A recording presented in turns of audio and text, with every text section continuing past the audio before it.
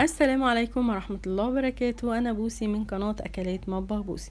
النهاردة هنعمل مع بعض طريقة عمل الكشري الاسكندراني أو رز بالعدس الأصفر. معانا هنا 3 كوبايات رز مصري على كوباية عدس أصفر، هنحطهم على بعض وبعد كده هنغسلهم. لازم نغسلهم كويس علشان ننزل النشا بتاع العدس، علشان العدس بيبقى فيه نشا عن الرز كمان. يعني لما تيجوا تغسلوا العدس الاصفر كده بتحسوا ان هو عامل ميه بيضة عن الرز كمان. هنغسلهم كويس جدا وهنصفيهم، وبعد كده ان شاء الله هنشوف هنعمل ايه. لو انتي حابه تعملي مقدار اكتر من اللي انا عاملاه هتوفقيه زي ما انا عاملاه كده، يعني 3 كوبايات رز على كوبايه عدس بنفس مقاس الكوبايه. شوفي بقى انت هتعملي قد ايه ووفقيها بالشكل ده. بعد كده جبت الحله اللي هعمل فيها الكشري، حطيت فيها شوية زيت حلوين كده، يعني نكتر له الزيت شوية علشان يبقى مفلفل، ما نقللش في الزيت. وبعد كده كنت مخرطة بصلاية تخريط صغير كده، هنحمرها في الزيت زي ما انتم شايفين. كتير ناس بيعملوه من غير رز، يعني ممكن يكونوا بيخافوا، بس الرز بيعملوه من غير بصل. اسفة، بيعملوا الكشري ده من غير بصل، بيخافوا. ممكن ساعات بيقولوا البصل ان هو بيطلعوا، يعني مش هقدر اقول معجن، طري شويه. ان شاء الله هعمله لكم النهارده بالبصل ومش هيطلع طري ومعجن، بس ان شاء الله تمشوا على الخطوات اللي انا هعملها لكم. هنا بعد ما غسلت الرز والعدس زي ما انتم شايفين كده، هحمر بقى البصلايه، خليها تصفير كده بسيط، مش هحمرها قوي زي ما انتم شايفين كده، يعني واحده صفرة كده وواحده بيضة، يعني مش هحمره قوي علشان ما يغمقش الرز بالعدس، وفي نفس الوقت ما يدينيش الطعم الجامد بتاع البصل. وبعد كده هحط العدس بالرز بعد ما اتغسله، وهوطي على النار، وبعد كده هبتدي بقى اقلب او اشوح الرز بالعدس مع البصل كده علشان ما يطلعش طري او معجنه، يطلع ان شاء الله يبقى مفلفل وحلو. دي اهم خطوة، اول خطوة علشان ما يطلعش معجن. بعد كده حطيت مكعب مرق الدجاج، بيديله طعم حلو جدا.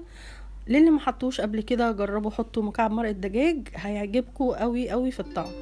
وحطيت شوية فلفل اسود، او يعني نص معلقة صغيرة فلفل اسود، برضو بتديله طعم حلو جدا.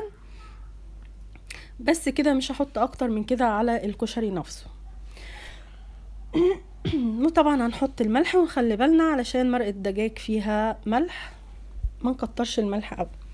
وهنقعد بقى نشوح فيه كده، وهنكون بنغلي ميه على جنب، سواء بقى في كاتل او براد او في اي حته. بس لازم علشان يطلع مفلفل لازم يتحط عليه الرز، يتحط عليه الميه مغليه، ما نديش فرصه للنشا بتاع الرز يطلع ويعجلني الحبايه. لا، انا على طول هنحط له اي رز عامه انا بعمل فيه كده، زي بسقيه بشوربه او ميه، لازم تكون مغليه وسخنه، على الاقل تبقى سخنه، بس طبعا كل ما تبقى مغليه كل ما تبقى حلوه.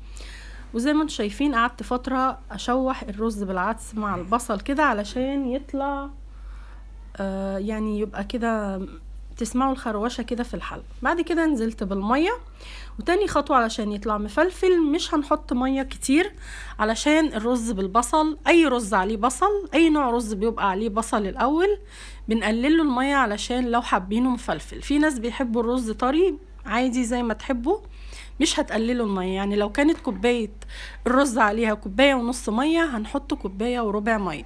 حبيتي في الاخر خالص، ده في الاول السوا، حبيتي في الاخر خالص تزوديه ربع كوبايه ميه في الاخر كده علشان يعني تطريه شويه زي ما تحبي. بس في الاول انا بعمل كده، حباه مفلفل هتمشي على الكوبايه وربع ميه، ده في حاله لو فيه بصل. بعد كده بقى غطينا، بعد ما تشرب وطينا عليه وسبناه ما قلبناهوش. بعد بقى 10 دقايق كده فتحت عليه زي ما انتم شايفين كان استوى، يعني 10 دقايق بالظبط وبتلاقي الرزاية خلاص استوت. شايفين بقى مفلفل ازاي، هنشوفه في الاخر برضو. بعد كده ان شاء الله هنعمل الصلصة بتاعة الكشري او الرز ابو عدس. حطيت هنا معايا هنا 3 فصوص توم وشوية زيت حلوين كده، الصلصة دي بتاعت الكشري، حتى الكشري العادي انا بعمله بنفس طريقة الصلصة دي. هشوح بقى البصلاية كده، مش هحمرها قوي برضو علشان ما تبقاش حامية قوي في الاكل. هشوحها في الزيت زي ما انتم شايفين. مش بحط لها بصل، في ناس بتحط لصلصة الكشري بصل، بس انا بستكفي بالثوم علشان ما تبقاش تقيلة قوي. هو الثوم كده كده يعني بيغطي على اي طعم حتى لو البصل. سواء بقى هتفرميها هتدقيها، انا كنت عاملاها بالفرمة بتاعت الثوم.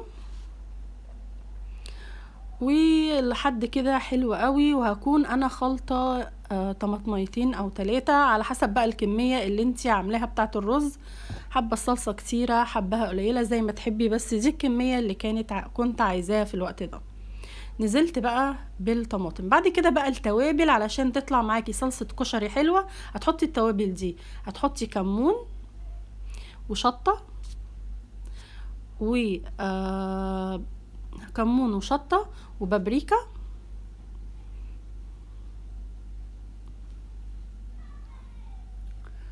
وبهارات اللي هي ال7 بهارات،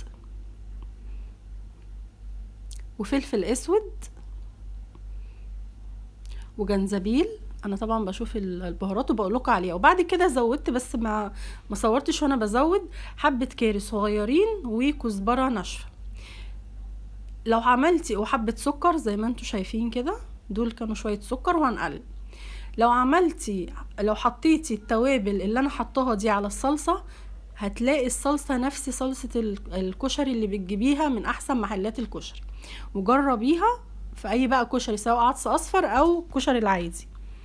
جربي التوابل دي وحطيها واعملي الصلصة بنفس الطريقة دي، والله مش هتتخير عن الصلصة اللي بتجيبيها من احسن محلات كشري.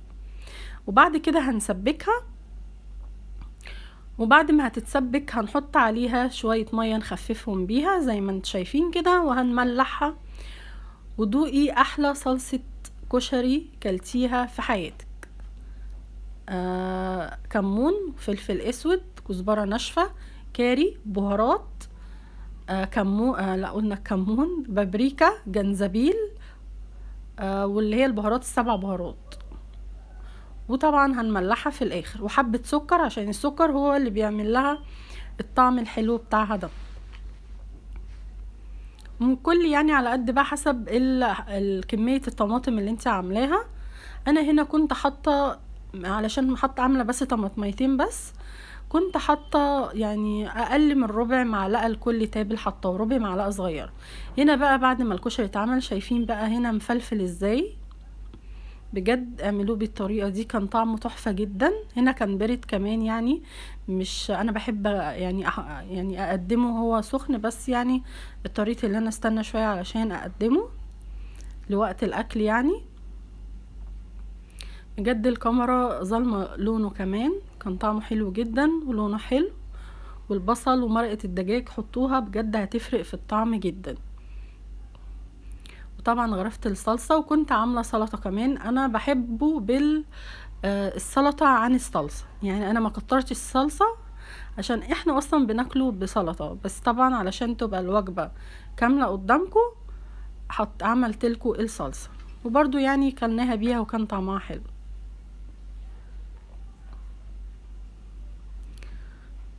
حابة تسلقي بيض زي ما في ناس بتاكل معاه بيض، زي ما تحبوا اعملوا.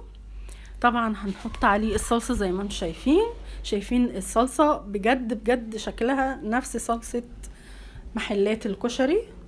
بتحطيها طبعا على الرز زي ما انت شايفة كده، وبعد كده تاكليها بالهنا والشفا. وجربوا الوصفة ان شاء الله، واثقة ان هي هتعجبكم. وهنا بقى مع السلطة. وطبعا لو عجبتكم الوصفة ما تنسوش اللايك والاشتراك وتفعلوا زر الجرس. والسلام عليكم ورحمة الله وبركاته.